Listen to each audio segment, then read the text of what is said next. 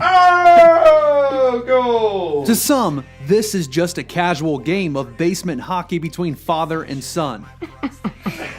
To Nick Testa, this is the piece that was always missing: a wife, a son, a family.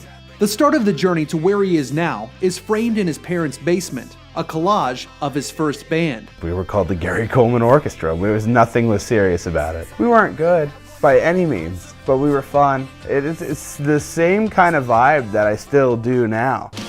Today, you'll likely know him as the fun, kind-hearted, shirtless frontman of Night Beast, a band made up of close friends in his hometown of Dayton, Ohio.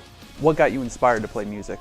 Growing up, both of my parents really liked music. My mom sang, my dad played piano and drums. I remember hearing Anita Baker and Laid Back and Michael Jackson and Prince.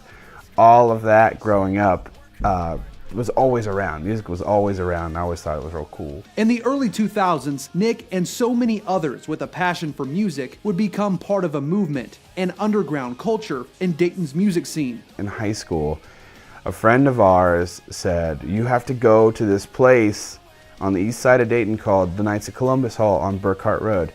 And they had punk shows that were all DIY. Punk kids making their own shows, doing their own thing. It was like, that was it. That was from then on, that's what I wanted to do. Nick played in a few different local bands, most notably A Day in the Life. I played bass in that band, and they were all my friends. That was the first band that I really toured with. And we did a couple cross-country tours, and they became Hawthorne Heights. While the Dayton music scene continued to grow, Nick crossed paths with an up-and-coming band out of Pittsburgh called Punchline. He would later join them on tour, helping them to sell merchandise. When Hawthorne Heights rose to fame, Nick served as the band's guitar tech. The gold record from the band's first album hangs right there in that same basement, along with tour laminates from years on the road. Touring is awesome. You see things like, I've seen things that I never thought I would. Like I went swimming in Australia. That's cool, man.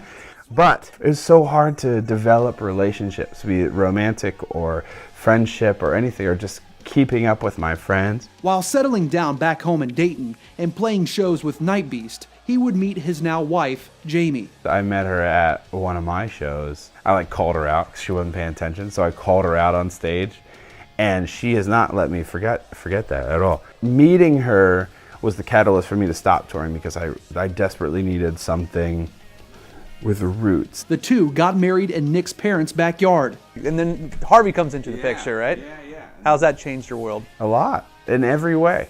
Harvey is awesome. Priorities are completely different, but not in a bad way. I never thought that I'd be the guy that tucks his shirt in and just does dad stuff, but I do dad stuff all the time. We go to the park almost every day and play Pokemon. It's so fun. I like being a dad. I never thought I would, but I totally like it. It's awesome. Would you change anything, or do you think things just fell into perfect place as they should? I've thought about this a lot because I quit Hawthorne Heights right before they got big. Had I stayed in the band, they probably wouldn't have written the songs that made them big, probably wouldn't have made the same decisions. So no, I probably wouldn't change anything. I finally have that root that I was looking for with my wife and my son. My life is pretty cool.